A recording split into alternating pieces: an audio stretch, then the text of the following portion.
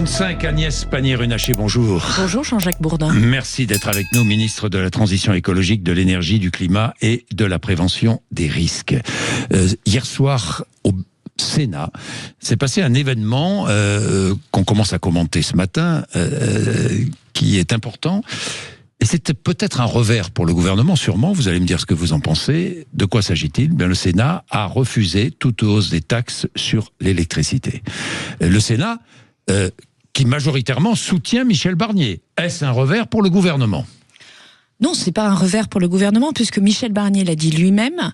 Il a mis sur la table un budget qui a été construit en 15 jours. Ce budget, il est soumis à une discussion parlementaire et on va aller jusqu'au bout de la discussion parlementaire. Et on est ouvert à des évolutions. Je veux corriger un point peut-être, Monsieur Bourdin, juste pour dire que le Sénat n'a pas refusé d'augmentation de la taxe sur l'électricité. Il a remis cette taxe au niveau d'avant-crise. En revanche, il n'a pas voté l'augmentation au-delà du niveau d'avant-crise. Il n'a pas voté ce que voulait le gouvernement, soyons clairs, ce qu'a présenté le gouvernement. La hausse des taxes. Si, il a voté une hausse des taxes, mais qui ne va pas au-delà de niveau d'avant-crise. C'est bien d'être précis, parce que sur l'augmentation qui était prévue de 6 milliards d'euros, il a voté une augmentation de 3 milliards d'euros. Cette décision, elle n'est pas nouvelle, puisque tous les groupes politiques à l'Assemblée nationale... Il a voté une augmentation, vous êtes sûr de ça ? Oui, de 3 milliards d'euros, vous êtes certaine de cela ? Aujourd'hui, la taxe de l'électricité est à 22 euros. Il a voté le retour au niveau d'avant-crise. Vous savez qu'on avait un bouclier énergétique, donc ça revient à 36 euros. En revanche, il n'a pas voté l'article qui donnait la faculté au gouvernement d'aller au-delà. Voilà, d'aller au-delà. C'est donc un revers pour le gouvernement, pardon. Le gouvernement voulait aller au-delà, le Sénat a dit non. Le gouvernement se donnait la possibilité d'aller au-delà. C'est comme ça que c'est écrit. Oui, d'accord. Et par ailleurs, Jean-Jacques Bourdin, en précision, tous les partis, tous les groupes politiques à l'Assemblée nationale avaient voté la même chose. Et d'ailleurs, ma famille politique portait cette vision-là. Donc on sait que c'est un sujet de débat du budget sur lequel il faut travailler. Du gouvernement, notamment de Michel Barnier. Pardon de vous le répéter, mais c'est la réalité. En revanche, le Sénat a augmenté la hausse sur le gaz, des taxes sur le gaz. Et ça rapportera 1,2 milliard d'euros. C'est bien cela. Alors, le Sénat a augmenté la taxe sur le gaz. En fait, il finance une partie de ce qu'aurait dû rapporter l'augmentation de la taxe sur l'électricité par une petite augmentation de la taxe sur le gaz. Le chiffrage d'1,2 milliard est probablement un petit peu surévalué. C'est pas moi qui le donne, c'est le Sénat. Je vous le dis puisque je suis ministre de l'énergie. Et ça correspond d'ailleurs à un débat que nous avions eu, y compris au sein du gouvernement, comme étant une possibilité, puisque moi je rappelle ma position sur cette question de la taxation de l'électricité.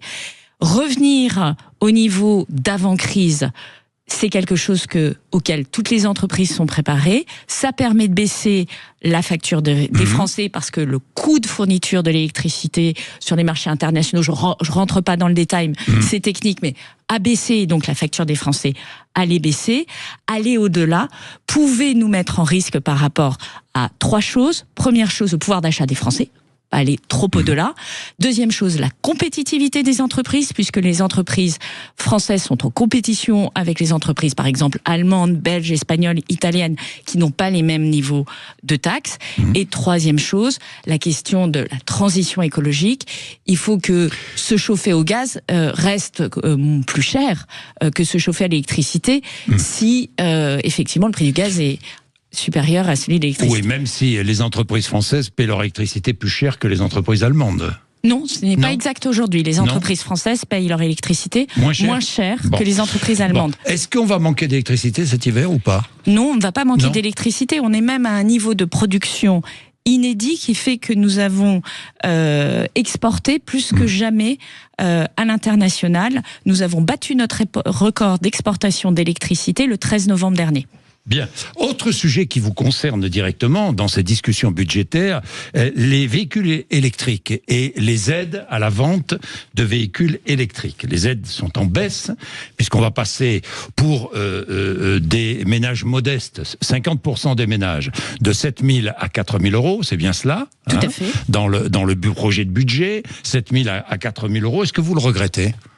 Alors, vous le savez, on doit faire des efforts budgétaires. Donc, j'ai des efforts sur la transition écologique. Les efforts budgétaires, ils sont pour tous les périmètres ministériels. Ils sont pour la santé, ils sont pour les armées, ils sont pour la sécurité, ils sont pour l'éducation nationale, qui sont aussi des priorités de notre gouvernement. Donc, nous faisons en sorte de mettre l'argent là où il a le plus d'impact.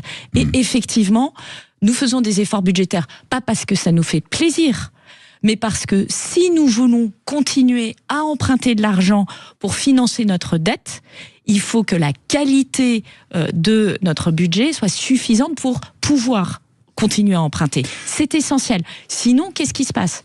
On va payer plus d'intérêts, et payer plus d'intérêts, c'est moins d'argent à consacrer aux services publics, ou plus d'impôts pour pouvoir financer ces augmentations de taux d'intérêt. Et c'est pas une vue de l'esprit, Monsieur Jourdain. C'est pas une vue de l'esprit, puisque notre taux d'intérêt ne cesse d'augmenter. Alors, petit à petit. Mais aujourd'hui, nous avons un taux d'intérêt qui est grosso modo celui de la Grèce. C'est-à-dire que la qualité de notre signature, de la confiance que les prêteurs font à la France, s'est dégradée. Donc, nous ne voulons pas que ça continue à se dégrader. Le risque est grand, là, aujourd'hui? Oui, parce que... Est-ce qu'aujourd'hui, quel est le risque majeur aujourd'hui, Agnès Pannier-Runacher? Le risque, c'est la défiance des marchés. Le risque, c'est la défiance des prêteurs. La défiance des marchés? Eh ben, ça veut dire qu'ils nous demandent beaucoup plus d'argent pour accepter de nous prêter. Et c'est pas une vue de l'esprit, c'est quelque chose qui est déjà arrivé en Italie, en Espagne, en Grèce. Nous sommes dans la situation de la Grèce? Et même en France. Je ne dis pas que nous sommes dans la situation de la Grèce. Je dis simplement que si nous voulons, et ça concerne tous les Français, je veux dire, c'est pas la question de l'avenir du gouvernement, ça c'est anecdotique, ça concerne tous les Français. Si nous voulons continuer à payer des intérêts qui soient limités, nous devons faire preuve de sérieux sur nos finances publiques. Mais c'est comme quand vous allez demander un prêt à la banque. Si vous ne faites pas la démonstration que vous êtes capable de rembourser, la banque ne vous prête pas. Donc, si vous montrez que vous êtes un peu serré aux entournures, la banque vous fait un prêt à des conditions moins favorables que si vous démontrez que vous êtes à l'aise. Le marché pourrait ne plus prêter. Ça veut dire que le marché pourrait augmenter les taux d'intérêt, et à chaque fois que ça augmente de 0,1%, ce qui est ridicule, ce qui est tout petit, c'est 3 milliards d'euros que nous devons payer. Donc c'est loin d'être négligeable. Alors pourquoi est-ce que Michel Barnier recule ici ou là sur la rigueur budgétaire? C'est ce qu'il fait. C'est ce qu'il fait à la demande d'un coup des anciens de Gabriel Attal, un autre coup de Laurent Wauquiez, une troisième fois du Rassemblement National, une quatrième fois... Je n'ai pas vu ça exactement, Jean-Jacques Bourdin. Non, mais moi j'ai vu ça. Parce que vous n'avez peut-être pas vu qu'il y a aussi eu des compléments de baisse de dépenses qui ont été faites. Par exemple, les collectivités territoriales? Jean-Jacques Bourdin, il y a eu aussi des efforts complémentaires. Nous avons passé, par amendement gouvernemental, 5 milliards de baisse de dépenses complémentaires. On n'en parle pas de ça. Ces efforts-là, moi, je les vois dans mon budget. On est toujours à 60 milliards? Il faut voir l'atterrissage de la copie, puisque nous ne sommes pas au bout de la discussion budgétaire. Bon, nous ne sommes pas au bout. Mais l'objectif... Nous ne sommes pas au bout de la discussion budgétaire. Vous le savez, l'objectif du gouvernement, c'est d'avoir un déficit qui soit aux alentours de 5%. Et ce qui est très important, c'est de conserver la confiance des Français, de montrer qu'on fait le travail. Alors Agnès Pannier-Runacher, je vous posais une question toute simple. Est-ce qu'il faut réduire les allègements des cotisations patronales? Eh bien, moi, je le dis très, très clairement, j'appartiens à une famille politique auquel je suis fidèle, qui s'appelle Ensemble pour la République, et qui effectivement est inquiète sur ce sujet-là, du niveau de taxes qu'on veut faire sur les... On ne réduit pas ces allègements, on est bien d'accord. C'est ce que vous demandez. Moi, je soutiens ma famille politique qui dit qu'il faut réduire la facture sur ce sujet-là. Pourquoi ? Parce que c'est de l'emploi qui est derrière, parce que c'est la rémunération des Français, et parce que ça veut dire renoncer à des allègements. Renoncer à une partie des allègements. Renoncer à des allègements. Encore une fois, vous reculez. Je ne suis pas d'accord avec ça. Budgétaire. Je ne suis pas d'accord avec ça, parce que nous sommes dans une économie dans laquelle à chaque fois que vous créez de l'emploi, ça rapporte des charges sociales et ça rapporte de l'impôt sur les sociétés au budget. Donc, c'est pas juste des dépenses. C'est aussi notre potentiel de création de richesse qui est en jeu. Et c'est pour ça qu'il y a des réglages fins à faire et que sur ce sujet-là, nous sommes le parti qui avons toujours soutenu l'emploi. Nous pensons qu'avoir accès à un emploi, c'est la meilleure façon d'avoir du revenu, du pouvoir d'achat, de pouvoir aussi vivre dignement et de ne pas dépendre de prestations sociales qui sont très importantes. Mais personne ne veut dépendre de prestations sociales. Les gens veulent avoir un emploi, et un emploi qui soit correctement rémunéré. Et c'est pour ça que c'est important. Et les Français en ont assez de cet imbroglio politique. Agnès Pannier-Runacher, on les entend, ils le disent. Dites-moi, si Michel Barnier tombe, c'est le chaos ou pas? C'est quoi? Alors... S'il tombe, si la censure est votée la semaine prochaine, tiens, sur le budget de la sécurité sociale, que se passe-t-il? C'est le chaos? Moi, j'alerte sur le sujet de le signal que ça envoie à ceux qui nous prêtent de l'argent aujourd'hui. Et ça, on ne peut l'ignorer. Donc c'est le chaos financier. C'est le chaos financier. Jean-Jacques Bourdin, si je peux aller jusqu'au bout, aucun groupe politique ne pourra dire qu'il ne savait pas. Donc chacun est face à ses responsabilités. Avoir un budget dans un pays, c'est important. C'est pas pour se faire plaisir, là encore. Et c'est tous les Français qui sont concernés. Bien, le Mercosur, hier, débat et vote non contraignant à l'Assemblée nationale, accord Union Européenne-Mercosur, la France s'oppose toujours à cet accord de libre-échange. Parfois, il y a des accords de libre-échange qui sont... efficace. Tout à fait. Bien d'accord, Agnès Pannier-Runacher. Tout à fait. Je rappelle que les agriculteurs bénéficient beaucoup de leur capacité à exporter. C'est quasiment un tiers du revenu des agriculteurs, les exportations, aujourd'hui. Donc, la France serait-elle prête à signer si elle obtient des garanties ? Le sujet que nous avons avec le Mercosur, c'est que c'est un accord qui a été négocié depuis une vingtaine d'années. Oui, exact. Et donc, si vous voulez, il a été négocié à un moment où toutes les problématiques qu'on aborde aujourd'hui, qui sont la question de des phytosanitaires, des hormones dans la viande, des conditions dans lesquelles les pays du Mercosur, donc les pays d'Amérique latine, font de l'élevage ou cultivent des produits, tout ça a changé depuis le début de la négociation. Et donc, c'est très difficile d'imaginer qu'on arrive à complètement revoir cet accord dans un sens qui comporterait des clauses miroirs, voire des mesures miroirs fortes. C'est quoi des clauses miroirs? C'est de dire très simplement, si nous en France, on interdit les hormones dans la viande, pas 1 gramme de viande qui comprend des hormones rentre en France. C'est ça une clause miroir. Et c'est de se donner les moyens de vérifier la viande qui rentre en France et de se donner les moyens de sanctionner. Pour l'instant, il y a un nouveau round de négociations entre l'Union Européenne et le Mercosur à Brasilia. Hein, tout à fait. En ce moment, pendant que à l'Assemblée nationale, on dit non au Mercosur. Bien. Mais moi, je rappelle une chose, Jean-Jacques Bourdin. Ça fait 7 ans que le président de la République et les gouvernements successifs s'opposent à cet accord parce qu'ils n'intègrent pas cette notion. Donc ils vont continuer à s'y opposer. Donc non seulement nous continuons à nous y opposer, mais nous ne sommes pas seuls. Moi j'ai entendu le ministre de l'Agriculture italien dire qu'il qu'il ne soutenait pas l'accord du Mercosur. La Pologne n'est pas en soutien de l'accord du Mercosur. Ce n'est pas juste aujourd'hui un sujet français. Nous travaillons avec d'autres pays. Lesquels? Je viens de les citer, l'Italie notamment, non, mais l'Italie, la Pologne, oui, mais d'autres pays. C'est beaucoup, ça représente plus de 150 millions de la population européenne, c'est un tiers des Européens. Ce n'est pas rien. Alors, puisque vous parliez du Mercosur et de ce qui se fait ailleurs et de ce qui se fait en France, des produits que l'on peut utiliser ailleurs et qu'on ne peut pas utiliser en France, dites-moi, ce qui est autorisé en Europe doit-il être en France? Et je pense par exemple à l'acétamipide, qui est un produit... Mipride, pardon, oui, qui est un produit utilisé par les producteurs de noisettes ou de betteraves à sucre. Est-ce qu'on doit l'autoriser en France? Alors, de quoi s'agit-il d'abord?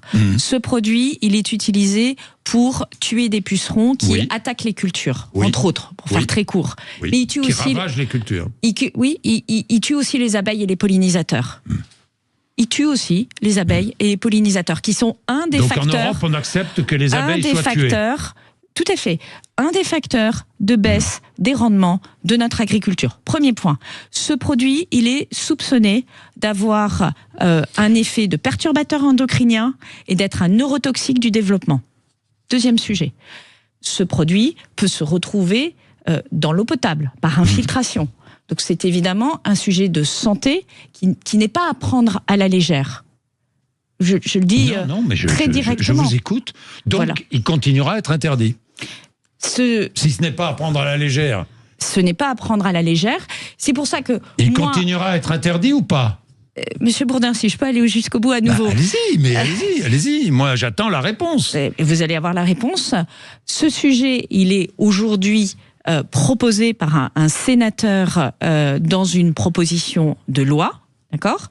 Le gouvernement n'a pas pris position sur cette proposition de loi. Moi, à titre personnel, et pour très bien connaître le sujet, parce que je l'ai travaillé avec les agriculteurs, en cherchant des solutions, en mettant en place des solutions alternatives, notamment sur la betterave. Vous savez que sur la betterave, on avait un risque très élevé. J'ai donné des dérogations sur des produits nouveaux qui permettraient de limiter l'impact de ce puceron sur la betterave. Ça a plutôt bien marché pendant l'année 2024. Et moi, à titre personnel, je suis contre la réintroduction des néonicotinoïdes pour la raison que je vous donne. Vous êtes opposé à cela? À titre personnel. Genevard, ministre de l'Agriculture, dit le contraire. Eh ben c'est pour ça que nous avons deux positions personnelles opposées, très simplement, et c'est à ça qu'a sert un gouvernement et un arbitrage interministériel, c'est d'avoir une position finale. Bien, vous voulez soutenir les agents de l'OFB, l'Office français de la biodiversité. Comme je soutiens tous les agents qui ont une mission de service public. Je dis ça parce qu'ils sont pris pour cible par les agriculteurs, certains agriculteurs en colère. C'est très regrettable. C'est même, si vous voulez, les agents de l'OFB appliquent la loi que nous faisons. Donc, je crois que si on a des critiques à l'égard de la loi, de la réglementation, il faut s'adresser à ceux qui la font, aux ministres, aux parlementaires. Mais on ne peut pas reprocher à un agent qui a une mission de service public d'exercer cette mission de service public. Que font les agents de l'OFB? Ils sont la police de l'environnement. Donc ils sont comme les policiers municipaux ou nationaux, sauf que leur sujet, c'est la qualité de l'eau et tout ce qui... La qualité de l'eau, la qualité de la biodiversité et tout ce qui pourrait contrevenir à cette qualité. C'est aussi la police de la chasse, au passage. Ce sont notamment les anciens gardes champêtres qui sont aujourd'hui dans cette appellation nouvelle d'Office français de la biodiversité. Donc ils font un travail qui est nécessaire. Et ils contrôlent bien plus souvent les industriels que les agriculteurs. Il faut le savoir, je regardais le nombre de contrôles. Il y a aussi moins d'industriels que d'agriculteurs, donc c'est plus facile. Oui, c'est vrai. J'ai deux dernières questions. Cette COP29... Et donc, non, mais moi je vais être très claire. Autant les agriculteurs ont toute latitude pour manifester, autant toute attaque, mais c'est pas seulement ma position, pour le coup, c'est celle du ministre de l'Intérieur Bruno Retailleau, c'est celle de la ministre de l'Agriculture, toute attaque qui vise l'intégrité physique de ces agents. Et je veux parler par exemple d'un agent dont la voiture a été sabotée, la roue arrière a été dévissée, sont inacceptables. Et nous devons les protéger. Ce sont des agents du service public. J'ai deux dernières questions. La première, COP29, décevante, cette COP29. Franchement décevante. C'est ce que je dis. C'est ce que vous avez dit, oui. J'ai vu 100 milliards par an pour les pays qui sont les premières victimes de la crise climatique, et ils en voulaient 1300. Paiera qui voudra, ce sont des prêts. Enfin bon, ça n'engage absolument personne. Alors pourquoi? C'est pas tout à fait vrai. D'abord, c'est 300 milliards qui est prévu, pas 100 milliards par an. Non, 300 milliards par an. Oui. Il demandait 300 milliards par an. C'est un triplement. Et les 1300 figurent bien dans le texte. Et c'est de l'argent public plus de l'argent privé. Sur ce sujet-là, il ne demandait pas 1300 milliards d'argent public. Mais c'est pas contraignant. Ce n'est pas contraignant, vous le savez bien. C'est tellement contraignant qu'on le fait.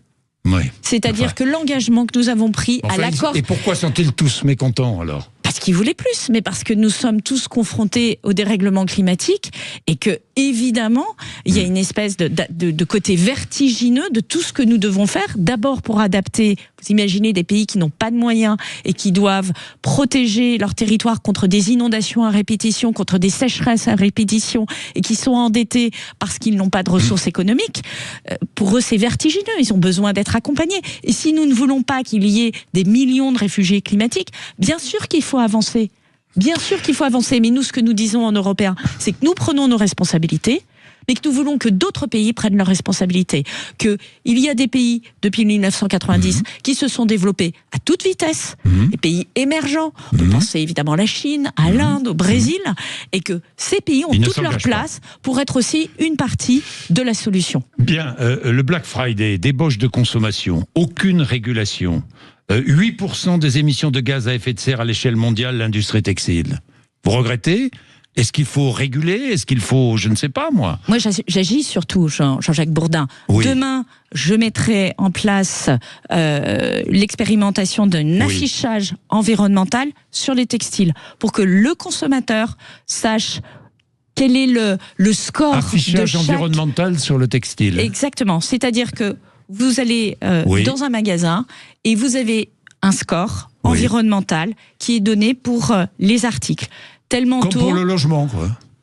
C'est un peu la même idée, c'est exactement ça. C'est de se dire, tel vêtement, quel est son impact ? Ou le Nutri-Score. C'est la même démarche, c'est la même idée, la même démarche. Les consommateurs veulent de l'information. Ils veulent savoir si un vêtement est polluant ou n'est pas polluant. Comment ça va s'appeler ? Après, alors ça s'appelle le score environnemental. Score environnemental. Ou le coût environnemental, pour être très précise. Le coût environnemental, c'est un score, c'est-à-dire que vous avez 300 points, 400 points, 500 points. Plus le score est élevé, plus l'impact environnemental du vêtement est important. L'impact environnemental, c'est d'abord la contribution aux émissions de gaz à effet de serre, mais c'est aussi parce que beaucoup de vêtements sont en matière synthétique, le fait que ça relâche des microplastiques qu'on retrouve ensuite dans l'eau potable et dans la mer.